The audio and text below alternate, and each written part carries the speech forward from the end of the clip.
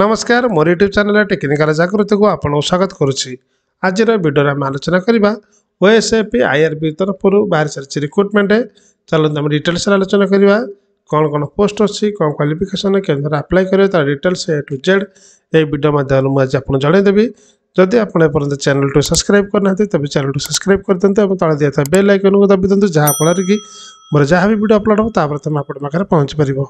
तेज चलते friends dairy नक video को स्टार्ट करवा। देखो OSAP IRB recruitment 2024 apply online for 1513 post आम अच्छी।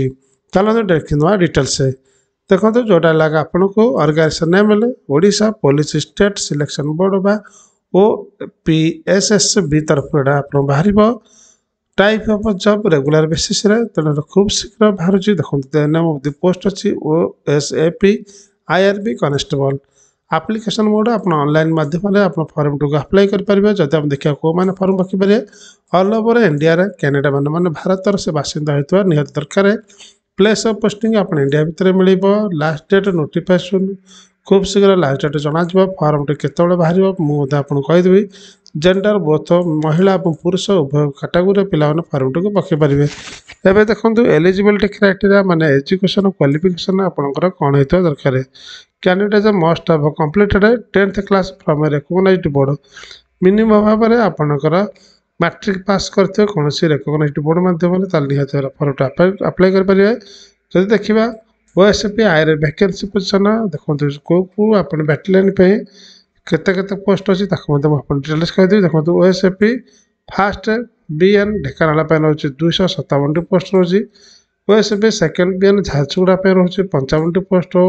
से भाई ओएसपी थर्ड बीएन कोरापुट रोचे 101 पोस्ट। से भाव में राउरकेला रोचे 72 पोस्ट। बारिपदा रोचे 95टी।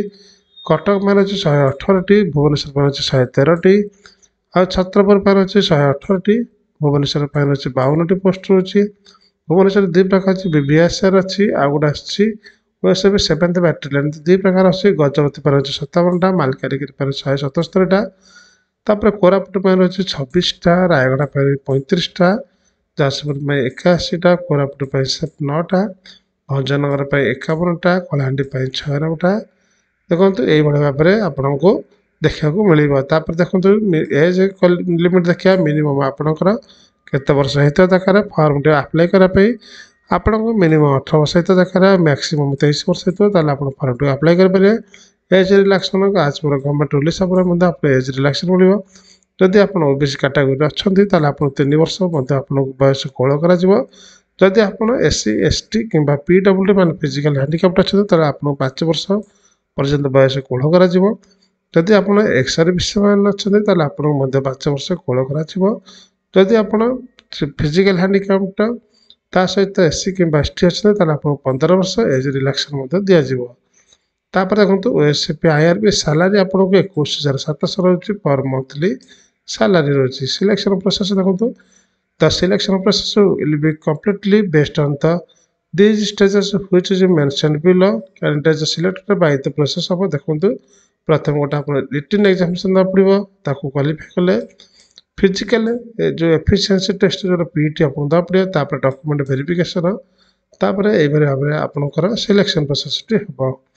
तापर देखो जोटा ओएसपी आईआरबी फिजिकल मेजरमेंट देखो प्रथम यूआर एससीबीसी मेन रोचे।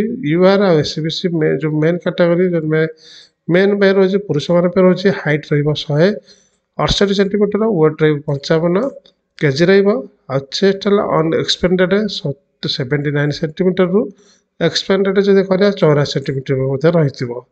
से भाया एससी एसटी मेन मैंने पुरुष मान रोचे। हाइट रही 163। Weight 85 KG. Chest unexpanded आउ एक्सपेंडेड देखते नन एक्सपेंडेड रोचे 76 सेंटीमीटर। एक्सपेंडेड रोचे 81 सेंटीमीटर होता दरकार। तापर आसला OSP physical efficiency test PT देखो रनिंग 1.6 किलोमीटर को आप 6 मिनट भर क्रॉस करा पड़ो। तापर ब्रॉड जंप रहा 4 मीटर को आप 3टा अटेम्प्ट कंप्लीट करेंगे। हाई जंप 1.38 मीटर को आपको 3टा अटेम्प्ट क्रॉस करा पड़ो माने आपको क्लीयर करा पड़ो। एप्लिकेशन फीस कौन टका ना आप समस्त कैटेगोरी आप फ्री फॉर्म को अप्लाई करेंगे।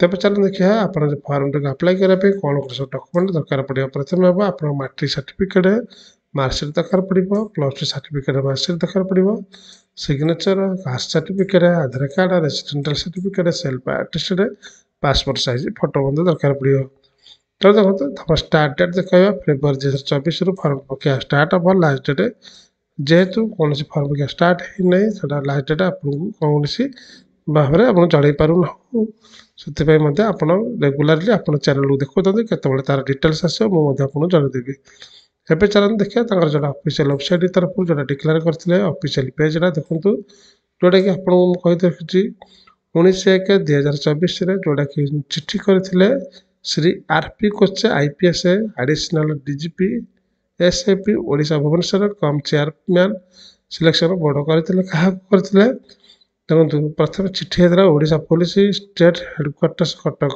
चिठी करते जोटा कि एडिशनल डीजीपी को करता कौन होता रेफरेन्स देखो सब्जेक्ट था filling of the vacancy in the rank suppose constable in battalion cadre by way of direct recruitment तो से चिठी लिखिते तुम खूब शीघ्र यार अपॉइंटमेंट बाहर एडवर्टाइजमेंट तुम से चैनल सब्सक्राइब कर दिंतु जदि वीडियो भल लगे अन्य सेयार कर दिंतु देखो यही पीडीएफ फाइल जब आप चाहते नापे तो डिस्क्रिप्शन जातु टेलीग्राम ग्रुप में जॉइन करेंगे से टेलीग्राम ग्रुप ये फाइल को पाइपर वीडियो आप कम्प्लीट देखते बहुत धन्यवाद थैंक यू सो मच।